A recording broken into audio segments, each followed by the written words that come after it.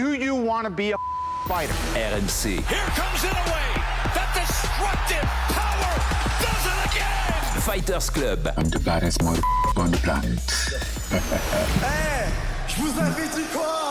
Charles Chevalier. I am the greatest.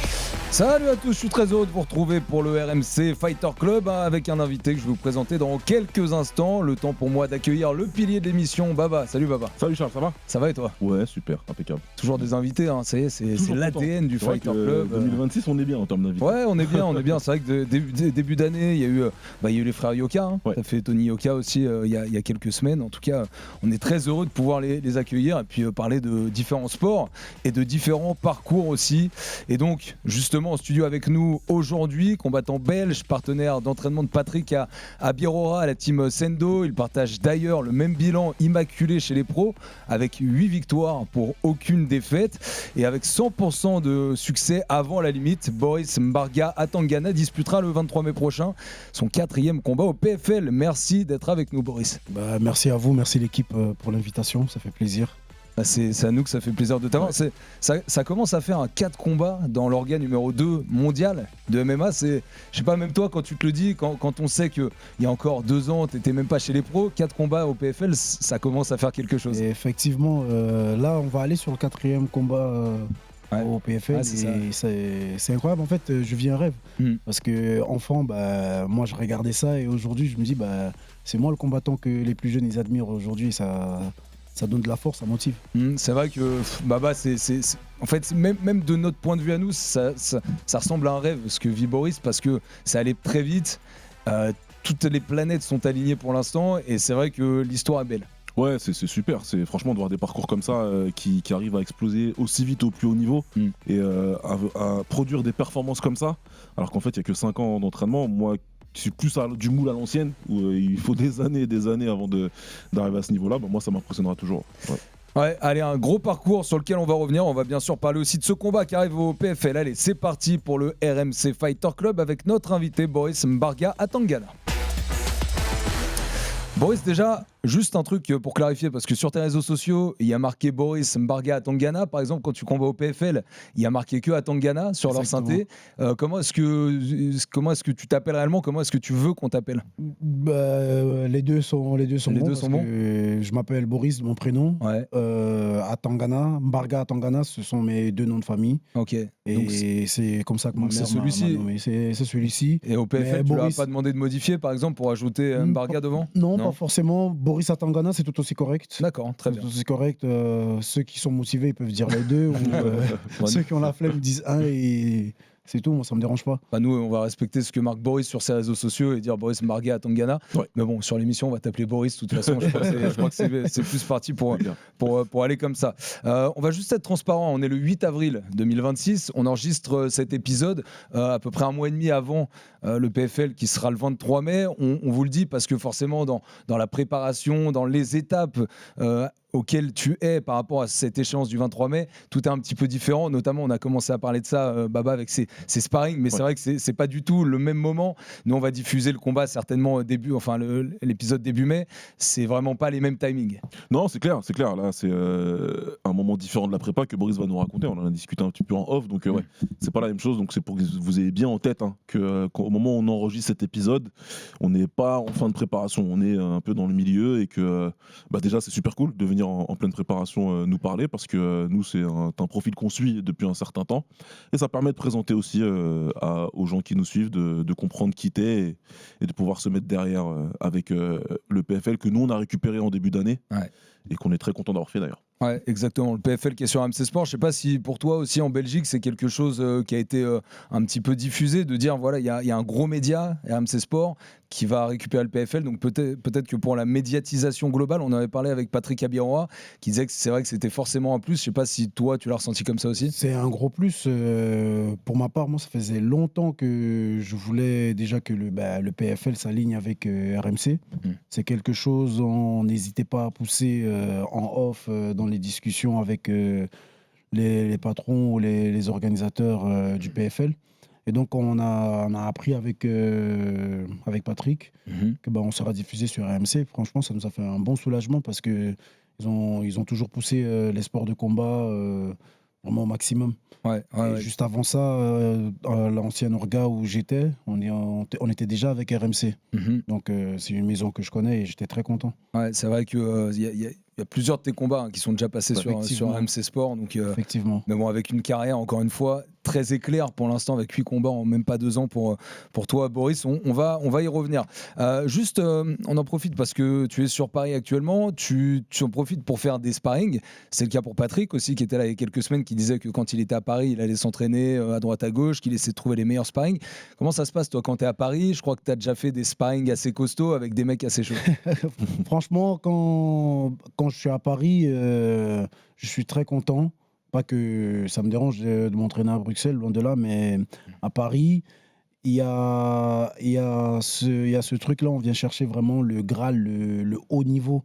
J'ai eu la chance ces derniers temps de pouvoir tourner avec Nassour Mavov, Oumar Sy, des combattants élites, des combattants qui sont à l'UFC notamment. Et moi, ça me permet réellement de non seulement me tester, mais d'apprendre aussi c'est quoi vraiment le haut niveau. Et ces derniers temps, ça a été vraiment des belles épreuves, des belles guerres, des beaux entraînements. Et c'est ça qu'on vient chercher quand on vient s'entraîner à Paris. Ça a donné quoi alors les sparring avec Nassour? Tu peux parle-nous un petit peu peut-être de sa rigueur d'entraînement, de son niveau même quand il est en sparring et quand il n'est pas en prépa spécifique comme c'est le cas actuellement. Ça donne quoi un Nassour à l'entraînement? Franchement déjà, humainement déjà c'est vraiment une bonne personne. Et maintenant en sparring il est méchant. Hein. Il est méchant, il est très rapide et ça fait plaisir de travailler avec ce genre de spécimen, on va dire, ce genre vraiment de personnage parce qu'il est très discipliné. Il est très discipliné, du coup il y a de quoi prendre exemple. Vraiment dans sa manière de s'entraîner, sa rigueur et l'intensité dans laquelle il t'emmène pour le coup. Tu ne peux que prendre exemple et vouloir faire pareil plus tard. Donc, du coup, les sparring ou les entraînements en eux-mêmes, ils étaient dirigés par Nicolas Hott, son head coach. Et franchement, c'était super. C'était une très, très belle expérience. On a vraiment pu échanger de belles choses. J'ai pu en tirer des belles leçons, pour le coup. Et j'ai continué et je continue toujours dans mon camp d'entraînement. Ouais. Pas très étonnant d'entendre des combattants, même aguerris comme Boris, dire que Nassour, c'est un spécimen. Je crois que tu as dit discipliné. Il y a beaucoup d'adjectifs qui sont venus qualifier Nassour, mais c'est pas étonnant, Baba. Ouais, de toute façon, on sait tous que Nassour, c'est quelqu'un qui dort à la salle. Hein. Si tu veux le trouver, je pense que tu le trouves là-bas, en train de s'entraîner, en train d'affûter ses armes. C'est une grosse team maintenant qui s'entraîne avec Nicolas. Il y a beaucoup de combattants de très haut niveau. Et, Boris, il vient chercher ça. Moi, je suis curieux de savoir aussi, parce que tu parles beaucoup de choses mentales, de ce que tu viens récupérer, de leur manière de s'entraîner, de leur manière d'être et tout, parce que toi, ton coach, Tarek Sendo, c'est un des meilleurs coachs, moi je pense, de MMA au monde, clairement, dans son enseignement, dans ce qu'il est capable d'inculquer, et surtout la vision qu'il a. Donc, quel est ton premier objectif, en fait, quand tu viens sur Paris, toi, t'entraîner avec ces gars-là? Moi, mon premier objectif, sincèrement, c'est réellement chercher un peu ce qui me manque. En Belgique, nous n'avons pas des combattants d'élite à ce niveau-là. Ouais, il y a toi qui est là. Clairement, nous n'avons pas des combattants d'élite et pour la plupart, on se connaît déjà depuis assez longtemps, ce qui fait que stylistiquement, des fois, on stagne. Ouais. Donc, ce que je viens vraiment chercher à Paris, à ce niveau-là, c'est déjà le Graal, vraiment des combattants du très haut niveau. Et de l'autre côté, je viens vraiment chercher à me développer. Je viens chercher l'épreuve. Je viens chercher vraiment la dureté, qu'on soit vraiment dans le rouge. Et ça, à chaque fois que je suis à Paris, peu importe les clubs où je peux tourner, je finis toujours par être satisfait. Ce que disent généralement les Français quand ils vont par exemple aux États-Unis, c'est que en France, il y a des bons sparring, mais ce qui va manquer, c'est la masse. C'est-à-dire que si tu veux faire une très grosse prépa avec beaucoup de sparring différents, tu vas peut-être manquer de personnes pour pouvoir tourner avec. Est-ce que c'est un peu pareil pour toi, du coup, quand tu viens de Belgique, quand tu arrives en France, tu as cette impression qu'ont les Français quand eux ils vont aux États-Unis, c'est-à-dire que tu as beaucoup plus de masse, de possibilités de sparring? Effectivement, c'est exactement ça. C'est exactement ça. Ici, en fait, on a du choix. Le choix est vraiment très vaste. Quand tu arrives dans un club, par exemple, quand j'arrive là actuellement chez Nicolas Hott, Des fois, je peux m'entraîner quand c'est prévu avec Nassour ou alors tout récemment avec Oumar. Donc vraiment à ce niveau-là, déjà rien que ces deux-là, il y a vraiment de quoi faire pendant très très longtemps. Et hors camp, il y a encore d'autres combattants, même dans d'autres clubs, pas forcément chez Nico. Ouais. Mais j'ai tendance aussi à aller m'entraîner avec Maxime François, qui gère le côté lutte. Lui aussi, il a des beaux gabarits avec vraiment qui tournait. Donc vraiment, le choix, on va pas se plaindre, quoi. Ouais. Oumar Sy, hein, tu disais Oumar, c'est Oumar Sy avec qui tu as tourné, exactement. qui combat à l'UFC en moins de 93. Exactement. Donc là, tu nous disais, il est à 110, 115 kilos peut-être actuellement. Ah, ça, donc là, ça, faut le poser la question. Non, mais certainement. C'est vrai qu'un light heavy qui est pas en prépa, etc., il doit être forcément, il a pris minimum 10 kilos quoi qu'il arrive. Bah, il faut vivre donc aussi. Toi, il faut vivre. Mais toi, ça te fait aussi des entraînements assez rugueux, assez durs, avec des mecs qui vont être un peu plus lourds que toi. Effectivement, la plupart du temps, les mecs sont toujours plus lourds que moi, dans tous les cas. Parce que j'ai combattu en poids lourd léger, c'est mon poids de forme. En vrai, ça va être la première fois que je vais combattre en moins de 84, mais mon poids de forme n'a jamais été plus haut que ça. Ouais, même quand j'ai combattu en poids lourd, j'ai jamais réellement atteint les 100 kilos. C'est les moins de 93, la catégorie que tu dis être la tienne, être la plus naturelle pour toi. Voilà, ouais, c'est ça. En quelque sorte. Qu'est-ce qui a fait, du coup, c'est le PFL qui a poussé pour que tu ailles en moins de 84 sur ce combat, ou comment ça s'est fait? Non, pas du tout, ça s'est fait naturellement avec mon équipe. On a toujours voulu aller en 84, mais disons que on s'est pas précipité. Voilà, c'est le mot que je cherchais. On s'est pas précipité. On a réellement pris notre temps pour le coup. Et là, on s'est dit, là, le timing est bon. On a quand même pris assez d'expérience parce que là, on va arriver dans une catégorie quand même au PFL qui est assez fournie. Il y a des très beaux adversaires, le champion Costello. Il y a Fabien Edwards, il y a tout récemment qui a combattu Eblen. Johnny Eblen, ouais. Johnny Eblen, il a combattu face à Brian Battle. Ouais. Donc on arrive vraiment dans une catégorie qui est très très bien fournie et il fallait s'assurer qu'on ait assez de bagages, assez d'expérience, assez d'intelligence de jeu, assez de temps de cage pour pouvoir aller faire son nom, sa place dans cette catégorie-là. Ce qui fait, parce que là, tu es ranké, tu es actuellement le 8e chez le PFL, dans cette catégorie des moins de 84, c'est une catégorie dans laquelle tu veux t'installer? Ou alors là, c'était l'occasion qui faisait que ce combat-là, on va le faire en moins de 84, mais après, le mieux, ce serait d'aller en moins de 93? Disons que là, le but serait d'abord de s'installer. Effectivement, le but serait de s'installer en moins de 84, mais pourquoi pas monter plus tard, revenir peut-être en poids lourd. L'un n'empêche pas l'autre. Ouais. Donc là, tout de suite, on s'est juste dit, on va descendre, faire notre place, faire notre nom et vraiment frapper dur pour pouvoir remonter plus tard, même en 93 et pourquoi pas revenir même en moins de 120. Pour des constructions de carrière, Baba, c'est mieux de s'installer peut-être dans une catégorie, de réussir à faire minimum 5-6 combats, de montrer qu'on est bien sérieux, professionnel, faire le poids à chaque fois, pour pouvoir ensuite bouger un petit peu. Qu'est-ce que toi, tu vois comme des bonnes constructions de carrière? Il y a ce que je... Alors, comment répondre en étant assez complet et me faire comprendre. Il y a ce que le game du MMA t'impose. Le game du MMA t'impose aujourd'hui de pouvoir essayer de limiter les avantages de ton adversaire. Et très clairement, aujourd'hui, on sait tous, malgré mon avis, que tout le monde sait, pour ceux qui suivent le Fighter Club sur le cutting, tout le monde cut, et pour beaucoup, cut énormément. Voilà, t'as des poids lourds, on vient de voir Alex Pereira qui va chez les lourds. Ça a toujours été un lourd, ce mec. C'est juste que il faisait 84 kilos probablement avec de la sorcellerie ou je sais pas comment, mais quand tu vois le corps qu'il a là sur les réseaux, tu te demandes vraiment comment il a pu faire. Ouais. Et pas une seule fois. J'ai suivi toute sa carrière au Glory. Le mec, il fait 84 kilos depuis 10 ans. Bref, je sais pas comment c'est possible. Donc moi, je comprends parfaitement l'impératif du côté de la team, en tout cas la volonté d'essayer, parce que t'es pas un grand 93 kilos. Effectivement. Les mecs dans ta KT, ils sont tous, c'est tous des Oumar Sy, quoi. C'est des mecs qui font. J'ai jamais affronté un adversaire de ma taille. Ouais, tu vois. Ils font tous quasiment 2 mètres. Donc ouais, moi je comprends parfaitement.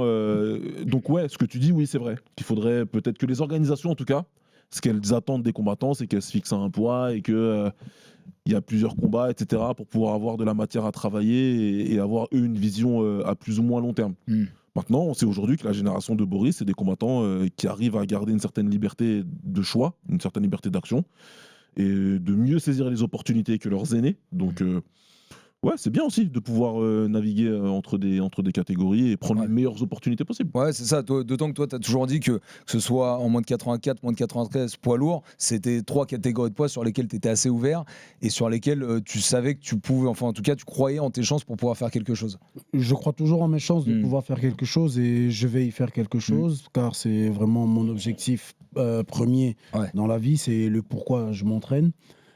Jusqu'à présent, j'ai toujours affronté des gars qui font 2 têtes de plus que moi et qui, tout naturellement, sont beaucoup plus lourds que moi. Mais ça ne m'a pas empêché d'avoir des résultats qu'on a obtenus aujourd'hui. Et donc là, il fallait juste, comme je l'ai dit, s'assurer avec mon équipe qu'on ait assez d'expérience, qu'on comprenne réellement vers quoi on veut aller.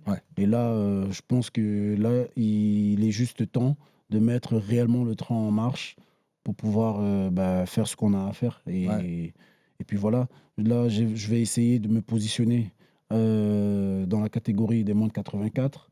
Je tends et j'ai envie d'aller chercher la ceinture. Et quand ça, ce sera fait, on essaiera de monter un palier. Ouais, il y a beaucoup. Tout à l'heure, tu as fait un premier pont vers Tarek Sendo, ton entraîneur. Et je remarque que quand tu parles, Boris, il y a beaucoup de on, il y a beaucoup de avec mon équipe. C'est vraiment un chemin que tu fais pas seul. Tu es très accompagné et il y avait encore une fois cette même, moi j'ai eu le même ressenti quand Patrick était là, c'est-à-dire que vous êtes une équipe vraiment très soudée. Raconte-nous un petit peu juste l'influence de Tarek, justement, comment est-ce que vous, il vous a aidé à vous développer, il aide à développer aussi le MMA en Belgique, parce que finalement avant Patrick, avant toi Boris, en Belgique, il y avait Tarek Safiedine qui était peut-être le Belge le plus connu, qui a été à l'UFC, mais voilà, quelle influence a Tarek à la fois sur votre carrière à vous et à la fois sur le MMA en Belgique? Faut savoir que déjà, il aide à développer énormément le MMA en Belgique. Ça, c'est d'une. Et il faut savoir que Tarek n'est pas seulement notre coach, mais il est aussi notre manager.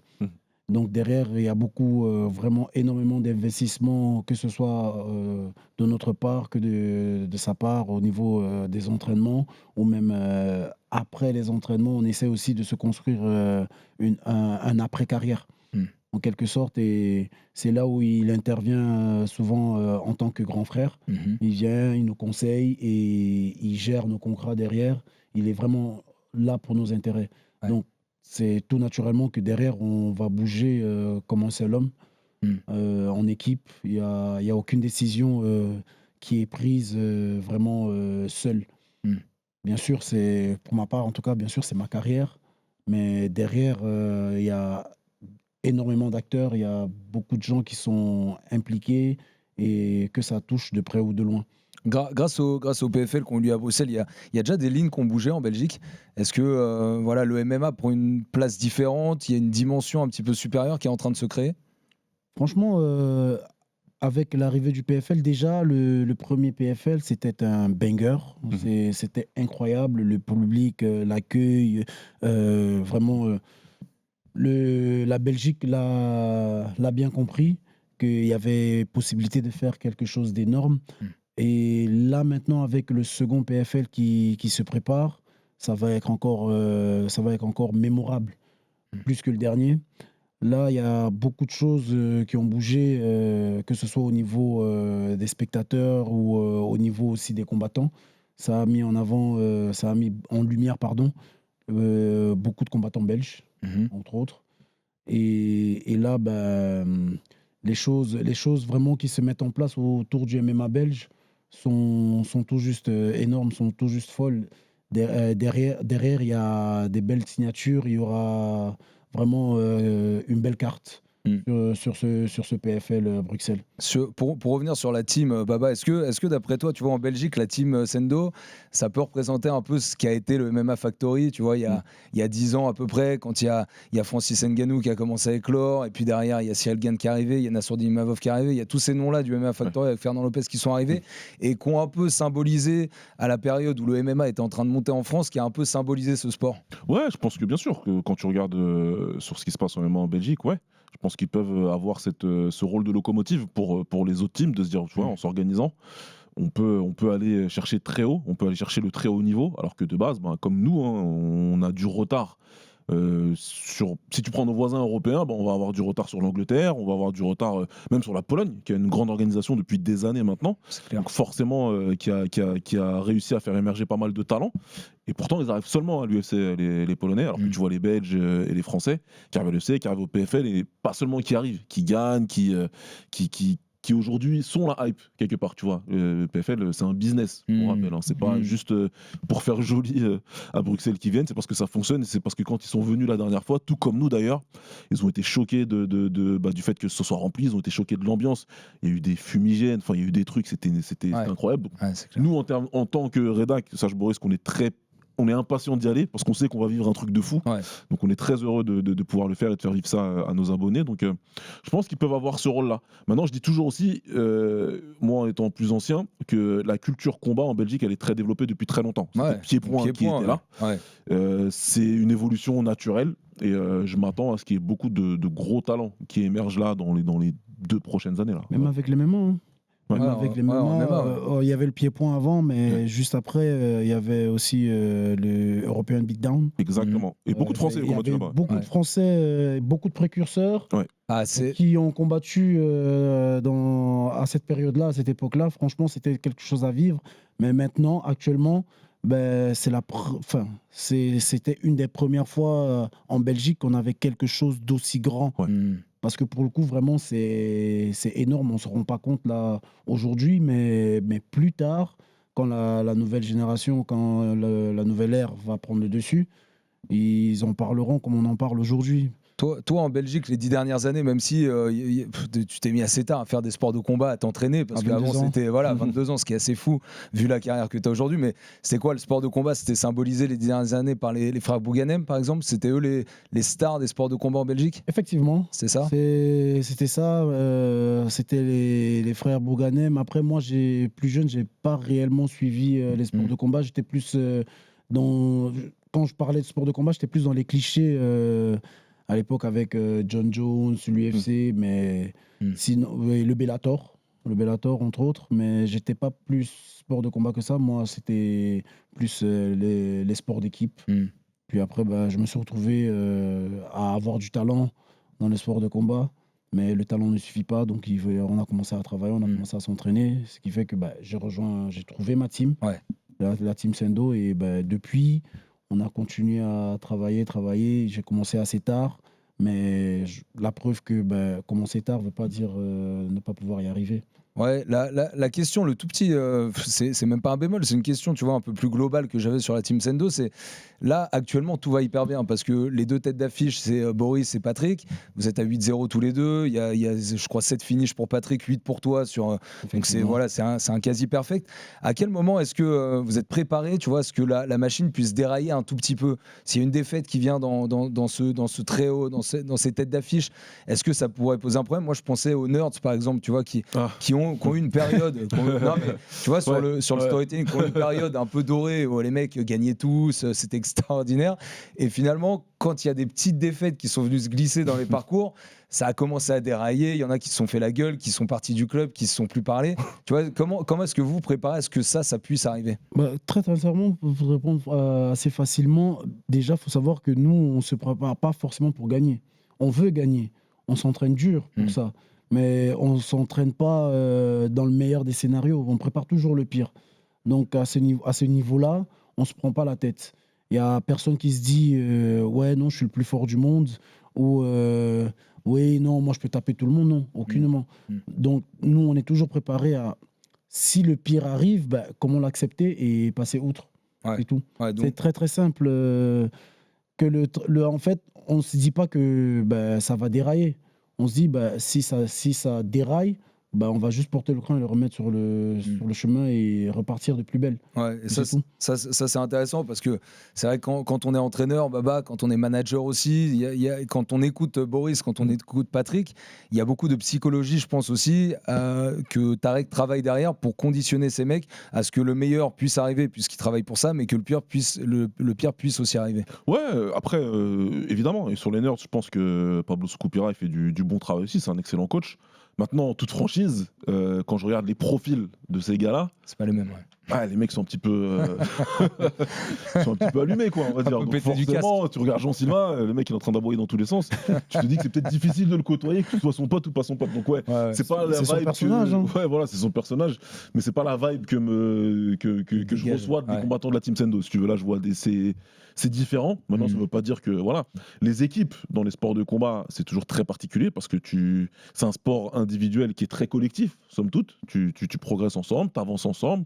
Les rêves de ton gars, c'est tes rêves à toi aussi. Tu t'essayes d'arriver ensemble à atteindre les objectifs. Et puis voilà, il faut savoir trouver les bons ingrédients et la bonne carburation. Moi, en tout cas, on voit l'équipe qui arrive et on voit que ça fonctionne bien.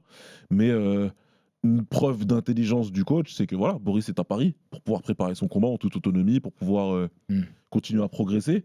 Je peux t'assurer que je viens d'une génération où le coach il t'interdisait d'aller tourner ailleurs, tu n'avais pas le droit d'aller voir ailleurs parce que tu comprends, il y avait le secret de la recette du Coca-Cola ou autre, tu pouvais pas, c'était interdit de faire ça. Donc aujourd'hui, de voir ça, ça te prouve qu'il y a beaucoup d'évolution et qu'il y a une grande confiance de Boris vers son coach et du coach vers Boris. Ouais, et on le remercie aussi, vu que c'est le manager aussi de la aussi. Team Sendo, vers les médias, parce que là, sur deux mecs, Patrick et Boris, qui sont en prépa d'un très gros événement chez eux, les autoriser à venir à Paris, à faire des médias comme c'est le cas ici, on le remercie aussi. Parce Et gros que big up à Hakim, au passage, c'est pas le cas avec qui de tout j'ai le monde. parlé et qui a permis Hakim qui est mon petit frère. Ouais. Pour le coup, vraiment gros big up. Ouais, une grosse famille autour de toi, Boris. Et justement, la famille, elle est aussi composée de Patrick. Rapidement, c'est un mec avec qui, bah, ça y est, toi, tu le décris un peu comme un grand frère parce qu'il a fait ce parcours MMA avant toi. Et donc, il y a certains trucs sur lesquels tu peux t'inspirer en disant Patrick l'a bien fait, je vais essayer de reproduire un petit peu ça. Effectivement, je le décris comme un grand frère dans les sports de combat. Il est plus jeune que moi, mais beaucoup plus mature et beaucoup plus avancé que moi dans sa carrière sport de combat. Je crois il a facilement, si tu prends son parcours amateur, il a le double, voire le triple de ce que moi j'ai pu faire. Et c'est une personne, c'est un des premiers athlètes que j'ai rencontré quand je suis rentré dans la team. C'est un des combattants qui m'a le plus conseillé, qui m'a le plus dirigé vers quoi, comment trouver mon style, comment trouver mon style, comment m'adapter, et avec qui j'ai fait énormément de préparation pour le coup. Donc oui. Et même en dehors de la cage, je crois que vous partagez aussi un goût pour la mode. C'est un truc que vous aimez bien. Quand il était là, Patrick, il était habillé d'une tenue, il avait fait un défilé, etc. Toi, tu as aussi parlé un petit peu de la mode. C'est quelque chose qui te plaît? C'est quelque chose que vous partagez ensemble? C'est quelque chose qu'on partage, mais moi un peu plus que lui de ce côté-là. Tu veux dire que tu es mieux habillé que lui? Oui.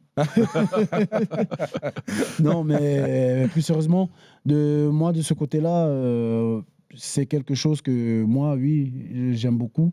Lui, il a eu l'occasion, il a eu la chance, l'opportunité de faire un défilé. Et ça allait très bien. C'était beau à voir.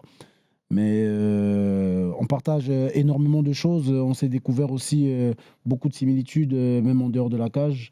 Donc, ce qui fait que quand les camps d'entraînement arrivent comme ça, nous sommes vraiment assez solides, assez proches pour pouvoir vraiment se soutenir, parce que c'est pas quelque chose d'évident. Des entraînements intenses avec un régime derrière. Des fois, il y a des baisses d'énergie. Mais quand on le fait à deux, c'est plus facile. Il y a aussi quelque chose que vous partagez, évidemment, c'est vos origines africaines. Effectivement. Forcément. Et le PFL, on sait que c'est une organisation qui est très implantée en Afrique. On a un événement d'ailleurs cette semaine, si je ne dis pas de bêtises, en fin de semaine. Est-ce que c'est quelque chose dont vous avez discuté aussi, de l'éventualité de pouvoir combattre sur le sol africain? Pour être honnête, non, c'est pas quelque chose que nous avons discuté. Bon, de ce côté-là, chacun gère ses fights comme il entend, comme il veut. Moi, pour ma part, ça me dérangerait pas. J'aimerais beaucoup même combattre en Afrique et partout ailleurs dans le monde. que ce soit clair. Mais on ne s'est pas assis et discuté de ça, non. Pas encore de PFL. Surtout que bon, c'est vrai qu'il y a eu Francis Ngannou qui a un peu représenté le PFL Afrique et ça a un peu fait flop sur ces dernières années. Donc ce serait bien de trouver aussi d'autres représentants qui pourraient assurer un rayonnement mondial et cohérent au PFL pour son futur en Afrique. On va parler de ton parcours quand même, parce qu'il est assez dingue ce parcours. Baba, il le disait tout à l'heure, en fait, on peut être habitué à ce qu'il y ait des cracks qui commencent à 14 ans, 15 ans, et qui, 3-4 ans après, fassent déjà des combats intéressants, dans des belles orgas. Par contre, des mecs qui commencent à 22 ans et qui, 5 ans et demi, 6 ans après, sont déjà à bientôt 4 combats au PFL, dans cette temporalité-là, c'est beaucoup plus rare. C'est une dinguerie, franchement, 22 ans, c'est une dinguerie. Je ne sais pas si on se rend compte de la chose, de commencer aussi tard les sports de combat. Tu sais, tu as un adulte, tu as beaucoup conscience de ce que tu fais, tu as beaucoup conscience de ton corps, tu as conscience que des coups, tu as conscience, ton cerveau a plus d'appréhension. L'exemple que je donne toujours, il est très simple. Quand j'étais jeune, la fête foraine, tout ça, j'aimais trop. Aujourd'hui, tu me mets pas dans un manège. Ouais. Alors, attends, jusqu'à quel âge on est jeune alors? Ah bah écoute, moi ça fait bien 10 ans que tu me mets plus dans un manège. J'ai 42 ans maintenant. Ok, tu me mets plus là-dedans. Ouais. Et pour moi, c'est la même chose.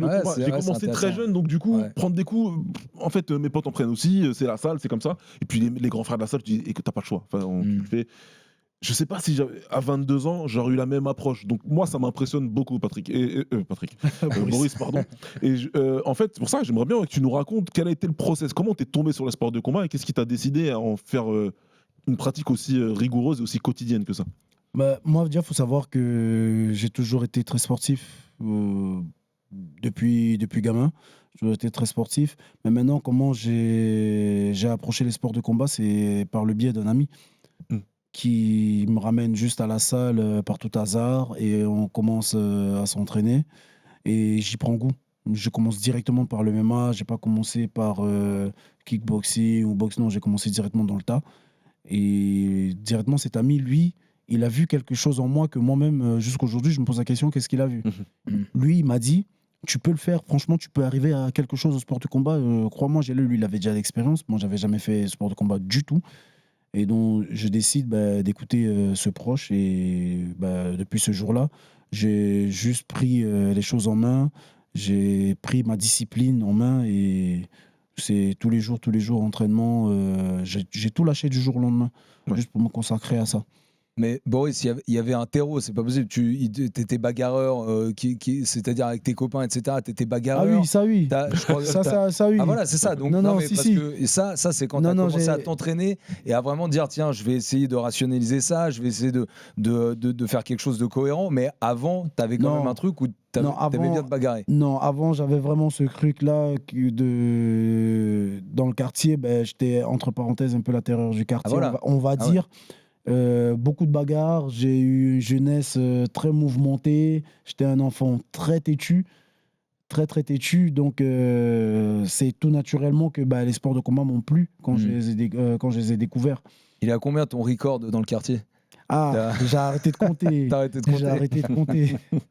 Et beaucoup mais de aussi. Toujours invaincu quand même. toujours invaincu, c'est ça qui est important. Et si, t'as fait de la sécu aussi, je crois. J'ai fait de la sécu pour les boîtes de nuit, mais là par contre je me suis jamais bagarré. Tu t'es jamais bagarré? Les gens, peut-être que t'inspirais pas l'envie aux gens de vouloir se bagarrer. J'évitais parce que je me dis les gens ils sortent pour passer du bon temps, je veux pas leur gâcher. Non, j'ai toujours essayé d'être dans le dialogue, même si vous me direz c'est pas facile de discuter avec des gens bourrés. Mais j'ai un tempérament aussi, je suis très patient. Mais quand ça part de 0 à 100. C'est vrai que ça se voit pas forcément dans tes combats dans la cage. La patience, on dirait que c'est pas trop ce qui te caractérise. Ça a été quoi la différence du coup quand tu arrives dans une salle et que là il y a des entraînements, qu'il faut faire des heures de sac, qu'il faut structurer tout ça? Ça a été quoi la différence par rapport à ce que toi tu avais connu de ton expérience de la bagarre de rue en gros? Comme j'ai dit, j'ai toujours été très sportif, donc j'ai très vite compris c'était quoi le rôle d'un athlète et le rôle d'un coach. Donc ce truc-là, je l'avais déjà naturellement. Donc quand j'arrive dans la salle, que ça me plaise ou pas, à partir du moment où tu as ce rôle de coach, tu es au-dessus de moi, je l'accepte et je fais. Je discute après avoir fait l'ordre qui a été donné. Donc je l'ai très vite perçu comme ça, et avec Tarek aussi. ça a très très vite matché entre nous, ce qui fait que je pense 6 mois après nos entraînements réels ensemble, il m'a mis dans mon premier combat. Et on a enchaîné. La suite, vous la connaissez, le parcours amateur. Et tout récemment, ça fait moins de 2 ans que je suis pro. Moins de 2 ans, ouais. Ça fait moins de 2 ans que je suis pro et ça va faire moins de 5 ans que je fais réellement des sports de combat. Donc jusque-là, c'est juste de la discipline et de la rigueur. Tu peux avoir, Baba, d'après toi qui es coach, tu peux avoir ce parcours-là si justement tu n'es pas attentif à ce que dit ton coach. C'est-à-dire si tu es vraiment mauvais élève, comme on l'entend, à dire ouais, vas-y, c'est bon, et dès que le coach tourne le dos, finalement, tu fais pas. Tu vois, est-ce que même avec un talent fou, une précocité assez dingue, est-ce que tu peux faire une belle carrière si tu n'es pas assidu à ce que dit l'entraîneur d'après toi? Le talent, c'est pas assez. Je dis pas ça parce que je suis coach, mais tu as besoin de ça. Tu as besoin que quelqu'un te montre ce chemin-là, sache te cadrer, puisse comprendre quel est ton potentiel, comment l'exploiter au mieux. Est-ce que le coach peut se tromper? Bien évidemment. Et il va se tromper. C'est comme ça. Tu n'as pas la science infuse. Par contre, tu as une vision déjà, tu as une expérience aussi en tant que coach. Souvent, le coach est un ancien combattant. Et même s'il ne l'est pas, c'est quelqu'un qui est dans les sports de combat depuis toujours, qui a appris lui auprès d'autres coachs, etc. Donc, non, le talent, c'est bien. C'est ce qu'on en discutait un petit peu en off avec Boris. Aujourd'hui, le MMA est dans une place avec les réseaux sociaux, avec l'exposition, la médiatisation et tout ce qui va avec. On pourrait croire, et certains le croient, que c'est un peu facile tout ça, d'arriver, de t'entraîner, de pouvoir performer en combat, alors que c'est hyper dur. Et j'invite tout le monde, ceux qui se posent la question, pousser la porte d'une salle, il y en a partout maintenant. Entraîne-toi et tu vas vite voir à quel point c'est compliqué, que sans quelqu'un pour te montrer le bon chemin, que ce soit un Patrick, donc un grand frère qui va avoir plus d'expérience que toi, et un coach, moi je pense qu'il faut la combinaison des deux. C'est l'idéal, quelqu'un pour pouvoir vraiment t'entourer. Tu vas comprendre que le coach, déjà, il veut ton bien. Et il veut vraiment aller avec toi, t'emmener au plus haut niveau. Qu'on se sépare, que les routes se séparent ensuite ou pas, ça c'est la vie de l'artiste martial, comme je dis toujours. Peut-être tu vas faire toute ta vie avec ton coach et c'est tant mieux, peut-être non. Ça veut pas dire que l'un ou l'autre sont mauvais, en termes d'esprit, je parle pas en termes de niveau. C'est juste comme ça, c'est la vie. Mais simplement, en tout cas, surtout quand tu débutes, il n'y a pas de secret. Si Boris il a pu arriver en 5 ans à ce niveau-là, c'est une combinaison de plusieurs facteurs. C'est un sportif depuis toujours, donc le potentiel athlétique est évidemment là. Je ne vais pas mentir aux gens. Tu vois, si tu n'as pas le potentiel athlétique, ça va être difficile dans ce sport-là. Donc, il faut déjà que tu aies quelque chose. Ensuite, il faut des capacités mentales hors normes. Il faut pouvoir te dire que tu passes comme il a dit Boris, tu passes de 0 à 100. J'aime bien l'analogie parce que tu vas passer de 0, c'est-à-dire de 0 entraînement en arts martiaux à 100, à venir tous les jours t'entraîner dans 3-4 disciplines différentes. La lutte, le sol, le striking, etc. Ça a été exactement ça. Tu vois, donc c'est difficile pour la tête parce que tu vas le faire le lundi, le mardi, puis le mercredi, tu vas dire attends, faut que je fasse ça tout le temps juste pour pouvoir faire un combat amateur. Là, on parle pas de pro, là, tu vois, on parle d'amateur. Donc tu inclus les week-ends aussi. Ouais, aussi. Tu inclus les week-ends. Et puis les sacrifices, c'est ce que j'allais dire, la bouffe. Il n'y a pas d'entre-deux. Ouais, non, je vais m'entraîner du lundi au vendredi, le week-end, je me repose. Non, quand tu es nulle part, même quand tu es déjà quelque part, déjà tu continues à travailler. Alors quand tu es nulle part, tu dois même créer limite un jour en plus dans la semaine. Et puis il y a tous les sacrifices qui sont faits à côté, le sommeil, la famille, les vacances, la vie sociale. La vie sociale est mise de côté. C'est ça. En tout cas, moi, pour ma part, c'est ce que j'ai fait vraiment de 0 à 100. J'ai vraiment tout mis de côté, j'ai tout lâché. Je me suis concentré sur ça. Et au jour d'aujourd'hui, en fait, tu parles de talent, mais il faut savoir que tu peux avoir du talent, mais si tu ne travailles pas, le travail battra toujours le talent si le talent ne travaille pas. Donc, c'est bien beau d'avoir des capacités athlétiques, mais si tu n'en fais rien, ils te seront inutiles. Le jour du combat, ils te seront vraiment inutiles. Les gens autour de toi, ils ont compris ce switch un peu du jour au lendemain. C'est du jour où... Parce que j'ai entendu aussi parler je crois que tu es issu d'une famille de 5 frères et sœurs. Exact. C'est ça, il y a ta maman qui a pas mal morflé avec toi. Parce la pauvre. Comment est-ce qu'elle a compris, tu vois, qu'un jour, elle a morflé, tu lui en faisais voir de toutes les couleurs, et le lendemain, elle se dit, le mec, il va à l'entraînement, il écoute un coach, il obéit à tout ce qu'il lui dit, tu vois. Il n'y a pas eu presque un truc, mais qu'est-ce qu'il est en train de faire, là? Elle a toujours du mal, mais elle m'a toujours encouragé dans tout ce que je fais. Elle a toujours eu du mal. J'ai ma mère qui m'a toujours encouragé dans tous les projets que j'ai pu entreprendre dans cette vie. J'ai mon grand frère qui m'a toujours encouragé de près ou de loin dans tous les projets que j'ai pu entreprendre aussi. Mais pour être vraiment franc, En fait, ce n'est que récemment. Mon frère, lui, il a toujours compris. Mon grand frère, il a toujours compris. Parce que je crois que t'es le dernier en plus. Hein. Ouais, c'est ça. Ouais. Mon grand frère Gélis, big up à lui, il a toujours compris comment je fonctionnais, mais il n'a pas toujours trouvé les bons mots en tant que grand frère pour me dire quoi faire. Lui, il n'est pas dans les sports de combat du tout. Mais ce n'est que récemment que mon entourage a compris l'importance et l'ampleur que les sports de combat ou que les sports en général ont dans ma vie. Et encore plus avec le PFL Bruxelles qu'on a eu. C'était... Ils ont vu le bordel que ça représente. Ma mère, elle a toujours regardé mes combats à la télé. Il faut savoir qu'elle les regardait en décalé. Si on lui dit que j'ai gagné, elle regarde. Donc elle les a tous vus. Elle les a tous vus, mais après, elle regarde jamais en live. Et le seul combat qu'elle est venue voir, le premier combat qu'elle a vu de moi, c'était le PFL Bruxelles. Ouais. Ok. Ouais, donc là, elle a halluciné. Et là, elle a halluciné et elle a réellement compris en fait que son fils est en train d'essayer de faire quelque chose de sa vie, essayer de faire quelque chose de grand. Et c'est en train de très très bien se passer pour lui. Là, le soutien et l'amour, il est inconditionnel encore plus. C'est sur ta famille, je crois que sur tes victoires à Lyon et sur ta victoire à Bruxelles, je crois qu'il y a un plan juste après les finishes sur une sorte de troupe, un peu de supporters qui gueulent, qui lèvent les mains. Je sais pas si tu as vu ces images, c'est ta famille qui est là ou non, t'as pas vu? Parce qu'il y a le plan qui est fait tout de suite par le PFL, donc je pense qu'il devait faire bien du bruit pendant le combat aussi. C'est possible, mais j'ai pas... À Lyon en plus? Je crois sur les deux que j'ai vus à Lyon et à Bruxelles, je crois les deux, il y a un plan tout de suite qui va... Non, c'est à Bruxelles. Je vois de quel plan tu parles, mais il faut savoir que déjà, pour nous Bruxellois, Bruxelles, c'est pas une ville, c'est un quartier. Pour nous, Bruxellois. Je sais pas comment vous expliquer ça, mais tout le monde se connaît.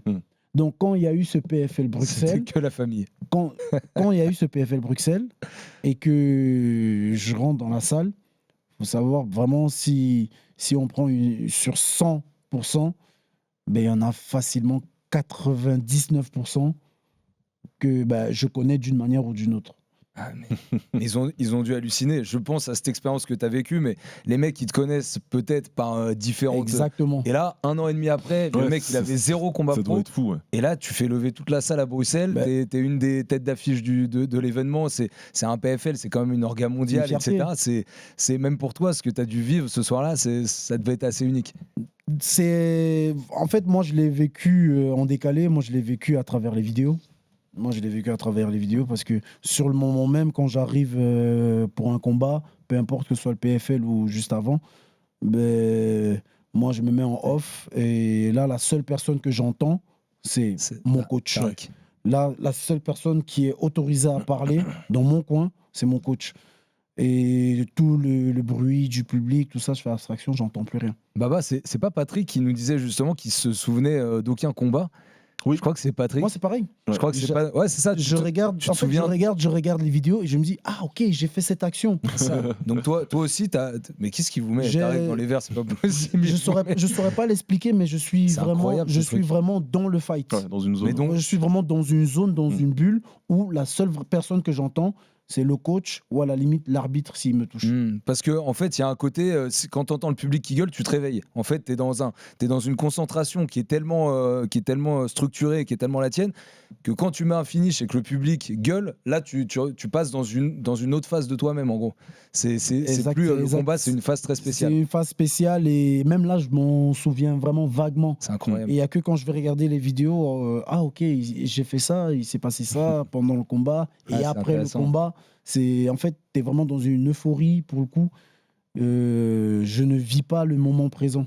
Ouais, c'est intéressant. C'est très intéressant ce truc parce que Patrick nous avait raconté à peu près la même chose. Donc c'est marrant de savoir que vous vivez à peu près les mêmes expériences. Ouais, pour moi, en fait, je le vis vraiment comme un décollage. Pour le coup, vraiment, je suis dans mon avion, j'attends et quand je rentre dans la cage, on est au décollage jusqu'au prochain atterrissage quand le combat se termine. Tant qu'il n'y a pas ça, on est vraiment dans la zone, dans la bulle, c'est fermé. Le prochain décollage, du coup, c'est le 23 mai, sera à Bruxelles. Le 23 mai. À quelle ambiance tu t'attends pour ce deuxième opus du PFL à Bruxelles? Alors là, franchement, je peux vous assurer que vous ne voulez pas rater ça parce que, pour le coup, autant il y a des gens qui hésitaient, qui étaient un peu réticents à venir au PFL Bruxelles 1. Mais là, le PFL Bruxelles 2, ça va être énorme parce qu'on attend 2 fois plus de monde que le premier. Et beaucoup plus de fumigène, comme l'a dit, comme l'a mentionné Baba. Ouais. Et là, franchement, le PFL, ils ont compris qu'il y a quelque chose à créer à Bruxelles, en fait. Ouais, bien sûr, parce que la carte, elle est folle. Franchement, la carte, elle est folle. ouais, Ils ont mis que du lourd. Il y a les meilleurs francophones qu'ils ont sous contrat qui vont être là. Mais pas que, tu vois. Il y a des combattants. Ils ont fait signer. Il y a un mec dont je vais parler avant la Fight Week, mais ils ont fait signer un Naoki Inoue qui a fait des vagues au Japon. On le fait venir, on le fait débuter à Bruxelles contre Alves. Donc, en fait, non seulement ça va être une célébration pour le MMA francophone, mais en plus, c'est le très très haut niveau. Vraiment, là, c'est une des meilleures cartes que le PFL va proposer, je pense, moi, de son histoire. En tout cas. Ouais, elle est énorme. Mais en plus de ça, pour l'instant, sur l'ordre qui est donné, les 2 mecs qui sont devant toi, ils s'appellent Patrick Abiroa et Taylor Lapillus. Effectivement. Pour l'instant, tu es le 3e combat en ordre d'importance. Et il y a des mecs en dessous, tu l'as dit, il y a Inoue, il y a Adjouj, il y a Adi Güzel, il y a Mina Youb. Tu vois, il y a du très très lourd même derrière toi. Donc c'est aussi montrer l'estime que donne le PFL en te plaçant sur cette carte. Bien sûr, ça va être spectaculaire. Et franchement, je remercie énormément le PFL. Pour le coup, de l'importance qu'ils me donnent, la visibilité qu'ils apportent sur la capitale. Maintenant, place aux festivités. Hein. Ouais, les festivités, quand on parle de festivités, on peut être à peu près sûr qu'on peut compter sur Boris. Parce que son style, c'est de ça dont on va parler un petit peu maintenant, mais tu as un style hyper offensif dans la cage. 8 finishes sur les 8 victoires que tu as. Tu as aussi parlé récemment d'une sorte d'affection particulière pour les soumissions, dont on a placé 2 en carrière, mais c'est quelque chose qui te procure beaucoup de sensations et c'est quelque chose que tu connaissais un petit peu moins que les KO. C'est ça ? Effectivement, je ne sais pas en fait maintenant si je préfère les KO ou les soumissions, mais ces derniers combats, j'avoue que je suis parti énormément sur des soumissions, mais dès que je peux placer un KO, c'est toujours plaisant de voir le mec dormir parce que tu as placé bien ta droite. Pas intentionnellement que tu veux le réinitialiser, mais c'est juste cette sensation de te surpasser toi-même. Et le gars en face, c'est une personne que, pour le coup, j'ai réellement envie de le finir avec les points, avec le style. Parce que c'est une personne en carrière UFC, il n'a jamais été fini. Il a eu que des décisions. Il sait faire des belles guerres. Il sait comment tirer un combat. Et donc, c'est maintenant à moi de tirer mon épingle du jeu pour pouvoir lui proposer quelque chose de différent. Et j'ai réellement envie et je vais vraiment le faire. Moi, le mot qui me vient quand je vois le style de Boris, c'est le mot puissance. Je sais pas, toi, Baba, comment est-ce que tu décrirais le style Boris quand tu le vois combattre ? Bon, c'est destruction, le mot auquel je pense. Bon, les deux vont bien ensemble. Mais ça va avec. Les deux vont bien ensemble. Boris, c'est un destructeur. C'est le style de combat que les fans vont le préférer le plus. Parce que tu sais qu'avec lui, il n'y a pas spécialement de round d'observation. Il n'y a pas de. Voilà, on y va. Et on veut imposer en fait sa volonté et son style de combat. Même si, évidemment, en préparation, encore une fois, vu la qualité de la team, on se doute bien que l'adversaire est préparé comme il le faut. Malgré tout, moi, j'aime bien l'idée de se dire que je sais ce que l'adversaire est capable de faire, mais je veux imposer ce que je sais faire moi, et je vais t'imposer un combat où ça va être difficile de tenir le rythme, et t'as montré que tu pouvais terminer des combats dans la 3e reprise, donc c'est pas comme si c'était juste un feu de paille qui dure un round et puis derrière il n'y a pas de cardio, parce que ça existe, ces combattants-là. C'est juste que c'est pas le cas de Boris aujourd'hui, donc c'est un double problème. Je dirais que c'est un double problème pour les adversaires, parce qu'il faut gérer la puissance, il faut gérer la résistance musculaire, il faut gérer le fait que ça peut finir au premier. Si t'es pas tombé au premier, ça peut tomber au deuxième. Si t'es pas tombé au deuxième, ça peut tomber au troisième. Et ça, pour un coach, c'est un peu plus chiant à préparer. Là, c'est le coach qui va parler.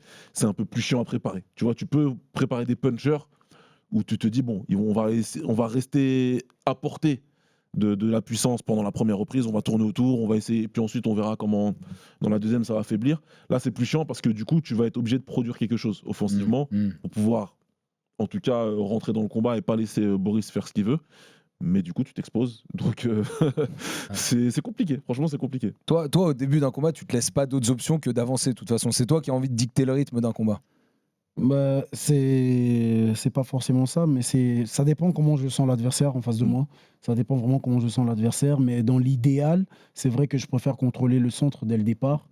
Mais travailler dos à la cage, c'est pas quelque chose qui me dérange non plus. C'est pas quelque chose dans lequel je dirais je suis inconfortable, bien au contraire. Ouais. Mais vraiment, comme l'a dit Baba, si ça passe pas au premier, je me précipite pas. Je cherche le finish, mais si ça passe pas au premier, j'ai assez de caisses pour aller dans le deuxième, le troisième, peut-être même le cinquième si nécessaire. C'est vrai que dans tes combats, au final, tu commences tellement fort que certains pourraient se dire que fin du premier round, par exemple, si tu as énormément donné, tu pourrais fatiguer un petit peu. Après, quand les rounds défilent un petit peu, ça pourrait baisser un petit peu en intensité, mais tu arrives à rester sur une intensité assez linéaire et à donner toujours beaucoup. Ça veut dire qu'il y a une énorme prépa physique aussi derrière qui est faite avec Tarek. Il y a une énorme prépa physique qui est faite derrière, mais pas avec Tarek. Tarek, c'est le hit coach uniquement dans tout ce qui est MMA sport de pur, combat et MMA pur. La prépa physique, maintenant, je la fais avec mon préparateur, Damien. Et franchement, c'est comment dire, c'est très minutieux.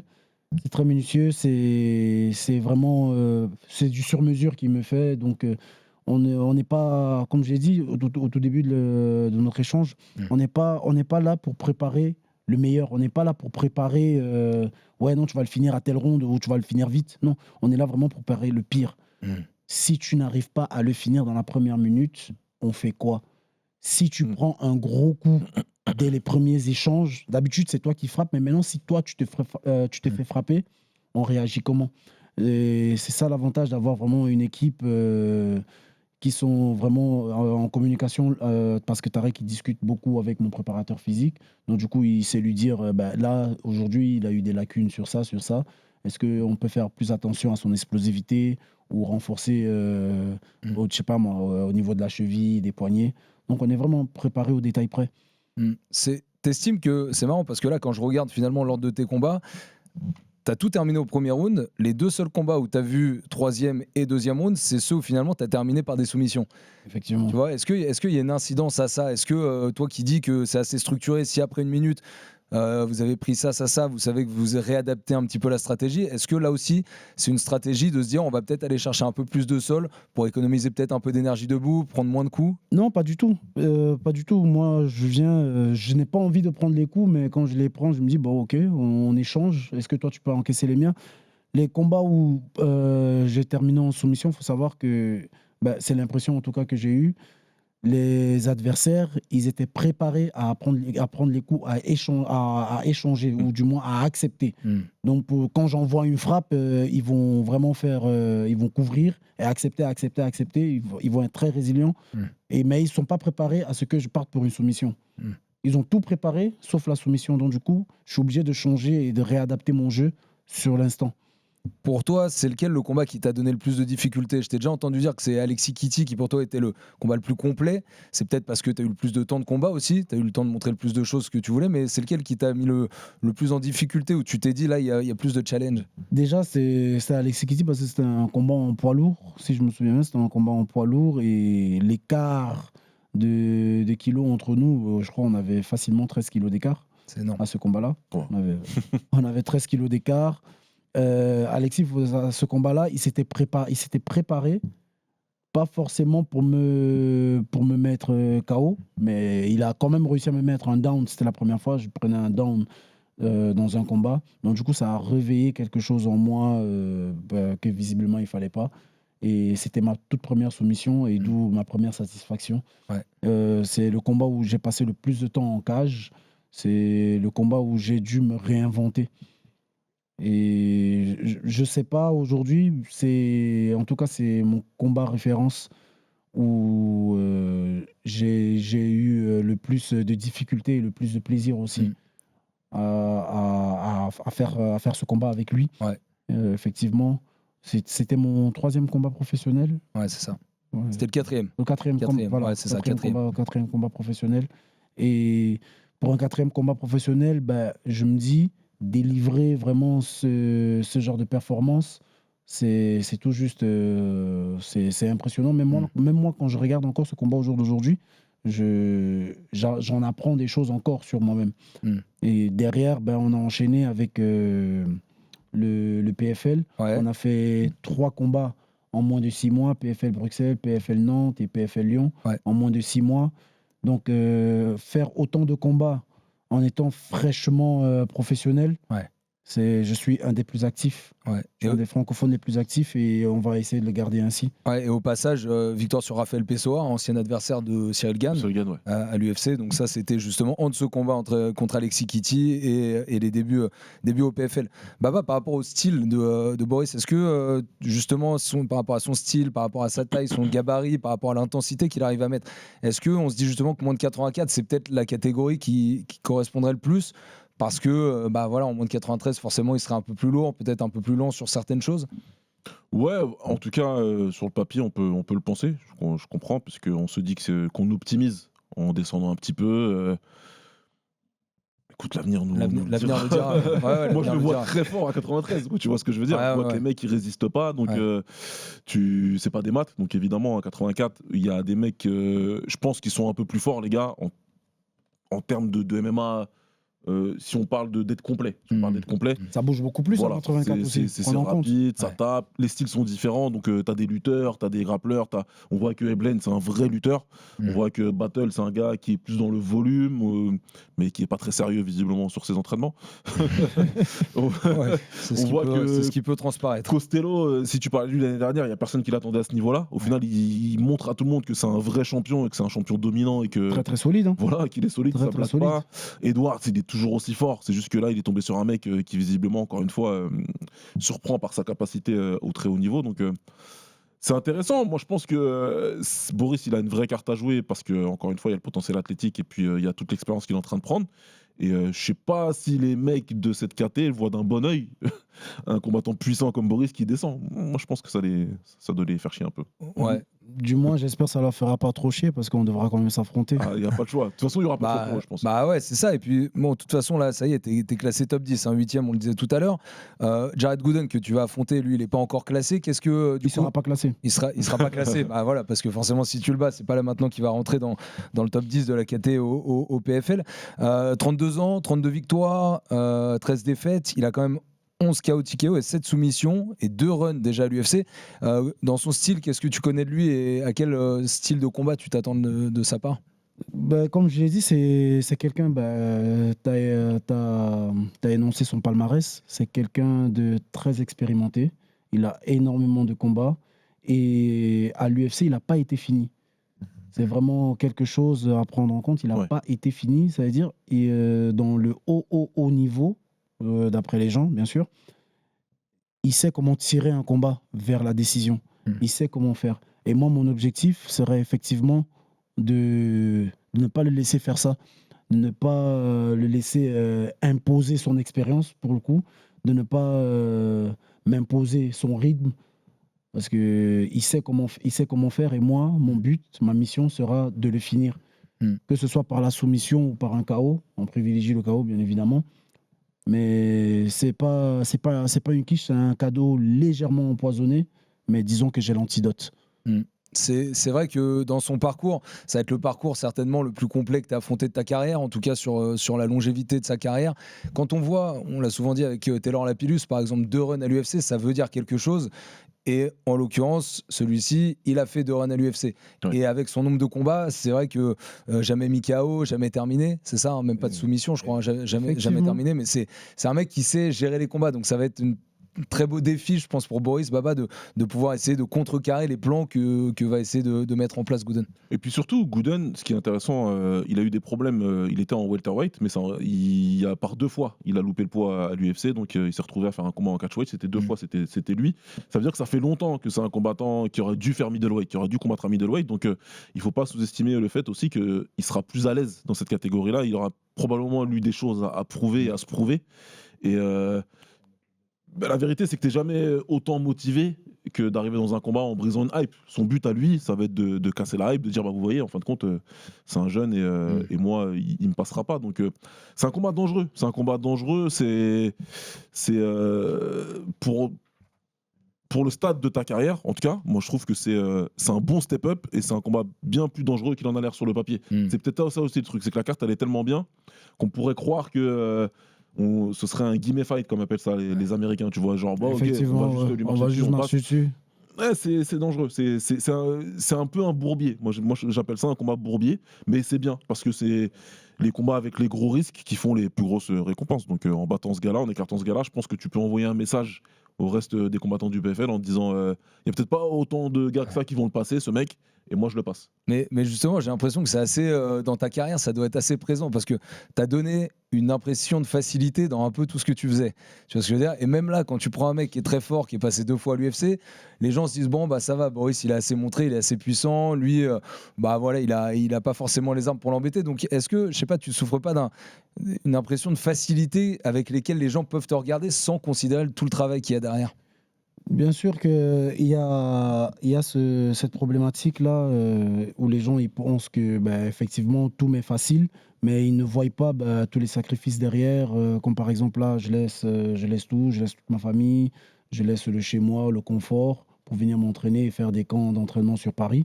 Ce n'est pas quelque chose de plaisant, c'est pas quelque chose de... En fait, c'est énormément de sacrifices.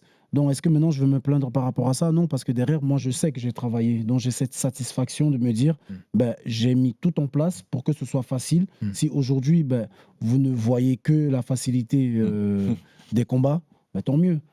Ça ne me dérange pas du tout. Parce que derrière, la réalité, tant que moi, je la connais, on continue à avancer. La réalité, en tout cas, elle aura lieu le 23 mai, on l'espère, dans la cage de Bruxelles pour le PFL. On y sera d'ailleurs. Normalement, on y sera. Vous voulez pas rater ça? Vous voulez pas rater ça? Ouais, tu vois, c'est dire RMC pour l'instant a dit ok, normalement délocalisation là-bas, plateau, etc. Donc on espère aussi que tu passeras sur le plateau RMC Sport. Les fumigènes.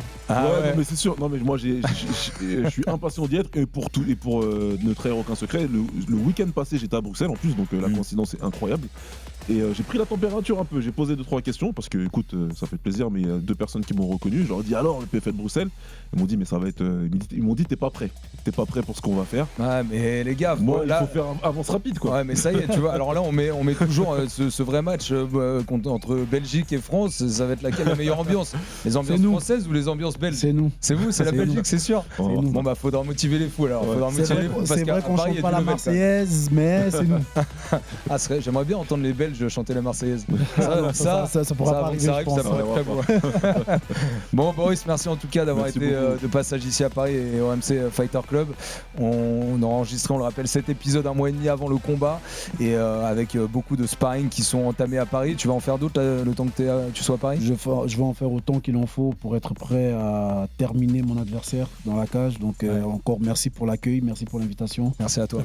Plaisir et je vous revois très très bientôt à Bruxelles pour mon finish. Ouais, exactement. On sera là avec RMC Sport. Merci Baba. Merci Charles. Comme d'habitude d'être présent ici avec moi pour le RMC Fighter Club. Merci à Daniel Torres et à Flavien Ziolkowski qui étaient en régie aujourd'hui. Et donc rendez-vous le 23 mai avec Boris Mbarga à Tangana au PFL. Ciao ciao.